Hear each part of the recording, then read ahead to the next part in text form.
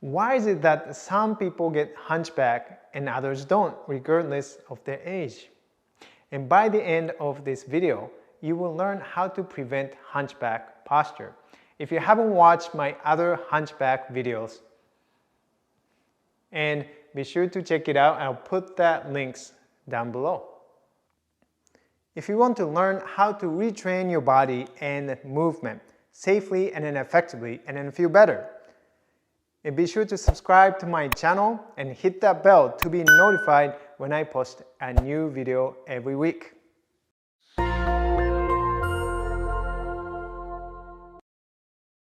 Hi, I'm Taro Iwamoto. I am a Feldenkrais practitioner.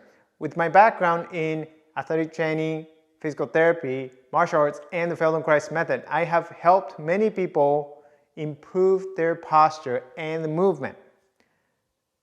So now it is your turn. So why don't we start?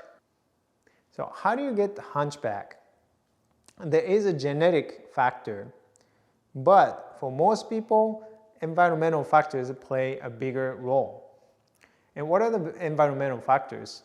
In all your daily routines and activities in home and a work environment and your movement habits that are moving you towards that hunchback posture. They're all environmental factors. While you cannot really control your genetic factor, you can control and change the environmental factors. And that's what you're going to be focusing on to prevent hunchback. And the first thing that you need to do is you need to become aware of your daily routines and activities and in your movement habits that are contributing to your hunchback posture. And I suggest that you grab a piece of paper and then start writing down all your daily routines and activities. All of them, right?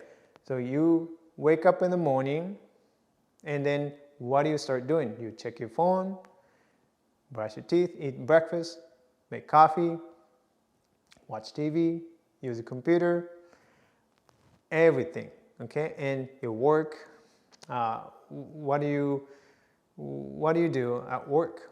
What type of movements, what type of activities? And then at home, what do you do for recreation? You play sports, do you go for a walk, you swim, you hike, or watch TV, you sit on the couch a lot, how many hours a day? You write them down, all the activities on a piece of paper. Take your time, it may take a time to write down everything, okay? And then, circle all the activities and routines that are facilitating and then or contributing to hunchback, or this movement, so moving you towards this posture. There are tons and tons of activities, I bet, right? And that contributing to, especially in today's society, right? And who doesn't use a smartphone? Who doesn't use computers? And most of us have to do all the activities that contribute to that same movements, right? Moving us into that direction. So write them down, that's the first thing. And then and comment below how many you circle, how many activities you circle in that during the day. You'll be surprised. There's so many activities, right? And that relate to your posture. And then that makes sense why you have the posture you do, right? Or you want to prevent those posture, right? But it's good to become aware of what you're doing and all the activities that are related to that posture. Because until you become aware, well, how are you going to change your activities and how are you going to change and then prevent them, right? So that's the first step. And then the second step is, once you know all those activities that lead you to round, shoulder, forward, head, hunchback posture, and he starts to modify those activities. How do you modify those activities, right? So if you use your phone, I mean, phone's a big one, right? Smartphone. And how many times do you check your phone? And how do you hold your phone? And that makes a difference. Do you hold your phone down this way, right? And so even if you're going to use your phone, and as you become more aware and how you hold in your phone, that is causing you the same posture, and that is causing you to move in the same pattern. And then you can change it, become aware of that movement patterns, and then your activities, then you can start to do it in a different way. That's one way. Or you can simply just minimize the use of your smartphones, or use of some activities, or change activities if possible, if not necessary. And then you can eliminate some of the activities, right? And as far as the work and environment, if you do use a lot of computer work, and then it is very important to look at your ergonomics, right? Is your workstation set up properly, optimally? If you use a laptop, and do you use a riser to bring that monitor up? Or if the monitor is too low, and then you have to bring your head down, right? And what about the keyboard? What about the mouse? And what about the chair? There are so many things that you can actually change and optimize your work environment, and then that will optimize your posture.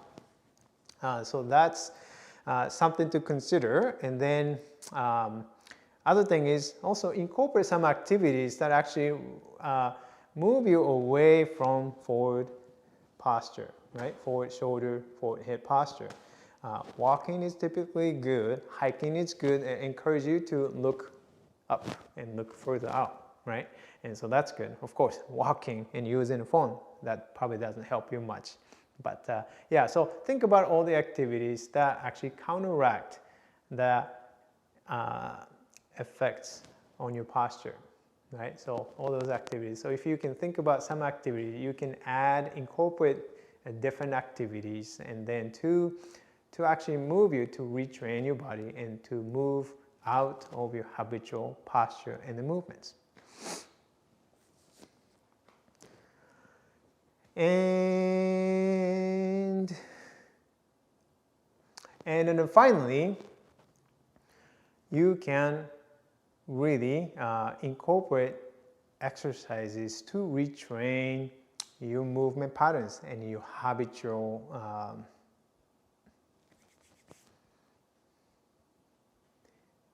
and finally, you can incorporate exercises to retrain your movement patterns and your posture.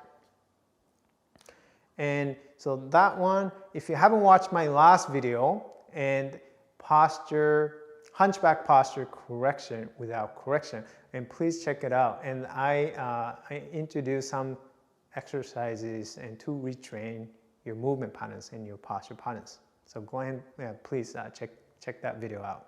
I'll put the link below. Let's recap what we covered in this video.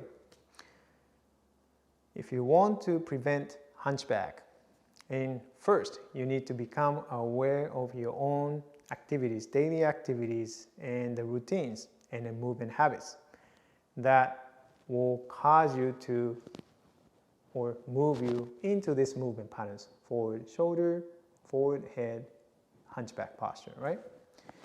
And once you become aware of those activities and the routines, movement habits, and then reduce or even eliminate some of the activities if possible.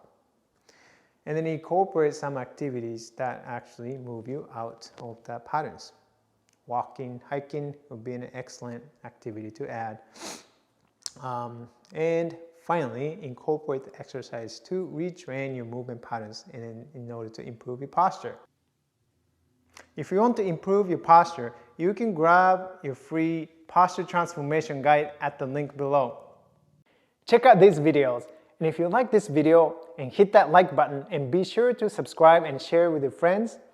Comment below how helpful you found this video was. Thank you so much for watching. See you in the next video. Happy mindful movement. Bye bye.